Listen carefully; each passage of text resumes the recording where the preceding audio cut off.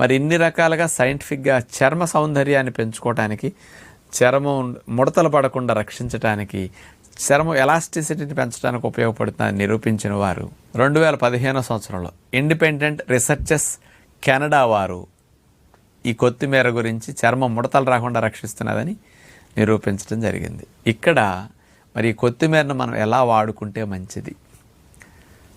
ఇప్పుడు vegetable juice మనం తీసుకునేటప్పుడు వెజిటబుల్ జ్యూస్లో కొత్తిమీర కాస్త ఎక్కువ వేసి గ్రైండ్ చేసుకోండి.